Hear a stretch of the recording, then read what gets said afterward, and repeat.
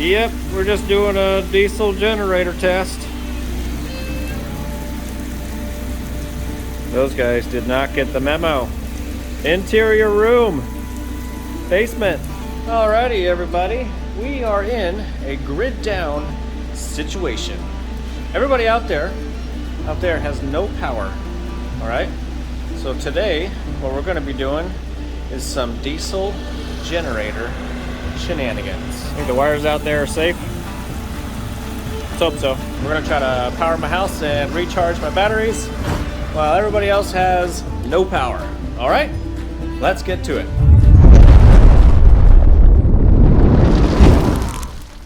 Alrighty, today is a pretty cloudy day, so I got a crazy idea. Maybe we can do some temporary wiring, and maybe we can power my house with this 12kw diesel generator. So I'm just running out some wire here. I've got it all the way ran out to that middle tree right now.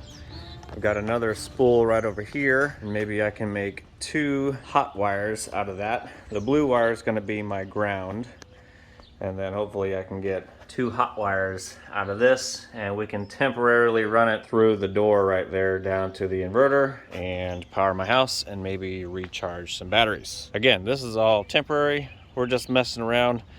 I don't know what's going to happen. All right, so if you're not familiar with these generators, what we have here is all of our output connections. So we have a ground, neutral, and then L1, 2, and 3. So this generator can do all sorts of fancy stuff. It can do 3-phase, single phase, you know, all that kind of fun stuff. And also on this, you know, it's designed as a standalone system, so the ground and the neutral are bonded normally. There's our bond right there. It connects to a bolt right there and right there, which bonds the ground and neutral. And then for this, you know, you would actually run, you know, a ground rod and shove it in the ground so you can power all your equipment whenever you're out in the field. Of course, we're hooking up to the house, so I disconnected that bond right there because inside the house the panel is bonded, so we don't want this bonded. Anyway, for 240 I need L1 and L3. The only thing I've done is put the ground wire right there. I just hooked it up so I could grab on this to straighten the wire out. That's pretty much all I did. So what I'll probably do with the red wire, because I'm going to need 2 of those, I just hope there's enough, drag it out, wrap it around the tree over there, that middle tree, and then see if I can make it all the way back to L1. Try to put the stake in the ground here, if I can hit it with my left hand. Alrighty, we have 1 full length to the generator, to the tree, and I think there's enough on there to go all the way back. I wonder if I can pull it around the tree. Probably not. I'll just keep pulling. Yeah, I figured that wouldn't last. Snip. Ooh, thunder. Uh-oh, I better hurry. Snip. Well, of course, it just started raining on me with all the wire out there, all through the yard. And when I was pulling it back to try to cool it up, of course, I've got everything all muddy. That's all right, I guess that's what happens. All right, so I'm just going to bring this end right here inside the house, and we'll hook it up to the inverter and run the generator and see what we can power. Alrighty, a short time later, I've got my wires temporarily coming down, and then we're going into the AC input right over here, okay? And the blue wire is my ground wire, and that's going right there. The green wire, which is my ground, that is what grounds the panel. So we need to keep that one hooked up. And then these other 2 wires right here, this is from the grid. Of course, it's disconnected because I'm touching it. And we're going to see if this works. And I also have the AC input circuit breaker turned off for the moment. All right, so we'll go start up the generator, and then we'll come inside and check the voltage, of course, and then flip the breaker and see what happens. Yes, very sketch. That up. Oh, a freaking wasp came out of that. Holy crap, I didn't even see that. There's like a wasp nest in there. Moments. All right, we got it. Sitting right there, but I'm guessing those suckers are gonna be back for me in just a minute. All right, so where was I? Open up this, flip my little switch to normal. Pull the emergency stop. And here we go.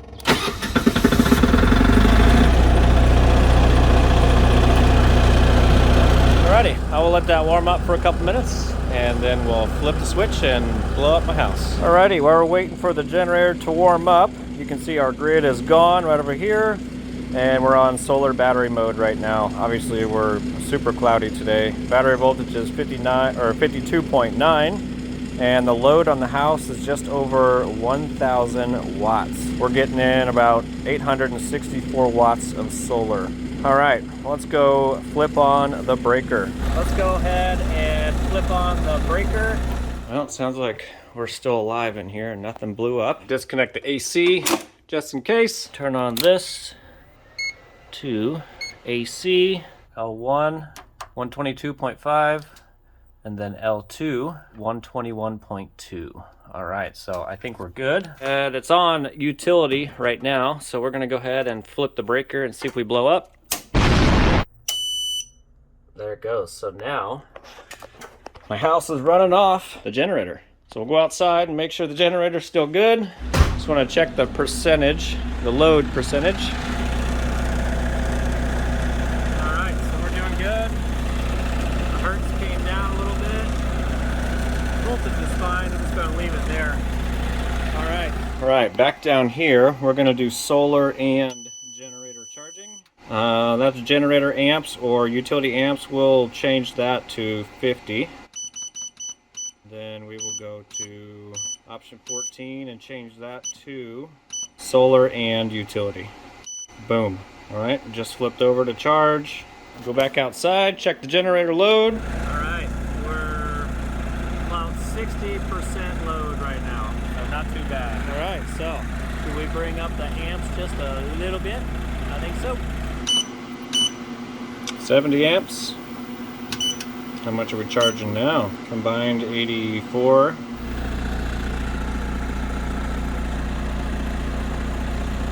There we go, bring that up. All right, hundo. All right, I'll bring down the charge just a little bit. If we go at this charging rate, we'll be charged in about 5 hours. All right, I'm just checking the voltage real quick. It looks like we're down. We dropped a little bit. All right, L1, 113. L2, 113. All right, so if we take the clamp meter, we'll just check the watts and amps over here. So we got 24 basically on that one, 24 basically on that one. All right, so if we do 24 times 233, 5,570 watts. Nice. Hell yeah, we're doing pretty damn good. Oh, look at that. The sun came out for a minute. Wonder how long that's gonna come out for. Oh, look, the wasps are back looking for their home. Hey, it's over here, buddy. It's over that way. Yeah, I don't wanna go anywhere near that. Anyway, I lowered the charge amps from 60 to 50 just to lower it down on here a little bit. Since I've never ran this for very long, you know, I just want to make sure it's going to run okay. I don't want to run it at 100%, but 80% is probably good. So I'll let it run like this for a little bit and we'll see what happens. I'm gonna go check the amps real quick. We got sunlight. And I'll wait for those wasps to vacate the area. All right, up here, 1.2 kilowatt. Right over here, 1.8 kilowatt, 5 kilowatt. Holy crap. What do we got down here? 62 amps charge on that one. So it's probably about the same. Probably got 60 on him and 60 on him. Wow, I've never actually charged this much before. We should be done in 2.5 hours if we still had sun. Very nice. All right, hopefully the wasps have vacated. See you flying around. See you. Stay away. Ah! Yeah, I screamed like a little girl. I don't want to get stung by that thing. Let's check in on this rack right here. Say it's doing fan-frickin-tastic. All 10 panels on a 4-panel rack. Getting a little over 2,000 watts from this rack right here. Isn't that amazing? It's only just barely over 2K, and I've seen way over 2K. So there's the generator. I don't know if you can hear it from here or not on camera. We're probably a good, I don't know, 75 feet away. Pretty quiet. Kind of want to put it like over there if I could. We'll see. Well, I guess we're gonna get sunny skies for the rest of the day. Well, at least that's what it looks like. I guess I'll just let this run and see what happens.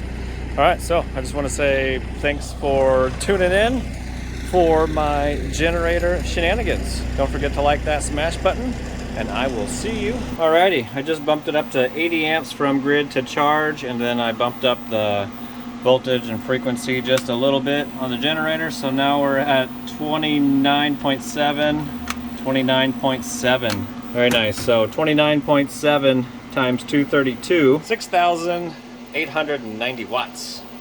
Eek! I don't know how long I should do that for, but damn, we're doing pretty damn good. Kind of looks like the lights dimmed a little bit. I don't know if you can tell, but I can tell. All right, I should probably turn that down.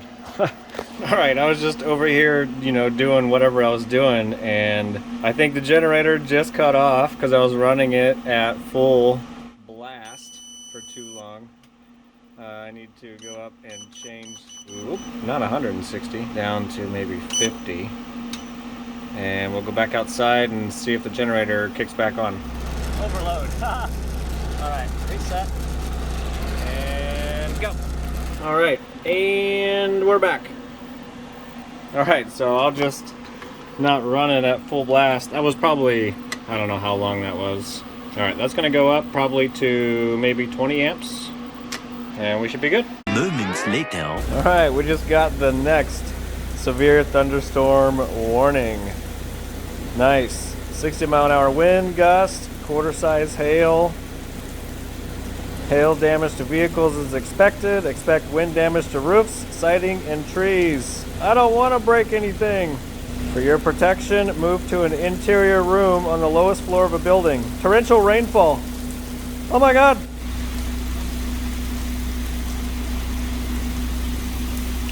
Yep, we're just doing a diesel generator test.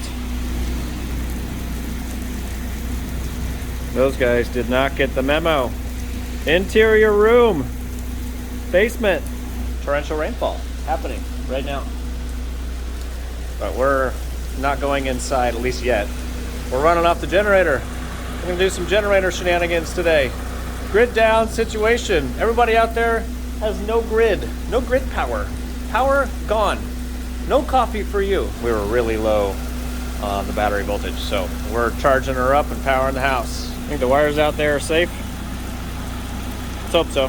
Alrighty, it is just after 6:30 p.m. and I just shut off the generator and put all the wiring, you know, back to normal. And we are 100% state of charge. Look at that. Very, very nice. So I guess the total run time was from 2:30 to 6:30, so 4 hours. We were able to charge up all 3 of these batteries. Don't look right there because that's temporary. We were able to charge all 3 batteries. That's, well, we started at 24%, somewhere around there, to 100%. We were mainly charging around 50 amps, we'll say average, from the inverter / generator. And then we would get random blasts, you know, with the solar. I don't know exactly how much. My solar assist is right over here now. It seems like every time I move some wires around, you end up losing the signal. So I don't have accurate data for this whole run, but hopefully it stays on over here. Anyway, sidetrack. Another thing I want to mention real quick is the grid did not go down. That was just me messing around and playing. But that raises a good question though. If the grid goes down, I would love to hear what you guys would deem as critical. What would you run in your house? You know, if you just had a small generator or a couple of batteries or whatever, what would you run as a critical load? You know, I'm trying to run my entire house. You know, well, I am running my entire house, but if I didn't have all this other crap hooked up, you know, what would you guys run for critical loads? I would just love to hear what you guys have to say. Anyway, that's pretty much all I got. I want to thank everybody for tuning in and watching me play with all of my generator shenanigans. If you thought this video was interesting, maybe you want to check out all my other videos on my battery and solar projects. Anyway, that's all I got. Don't forget to like that smash button, and I will see you on the next one. All right, everybody. We're in a simulated grid down situation right now. All right, grid's down everywhere.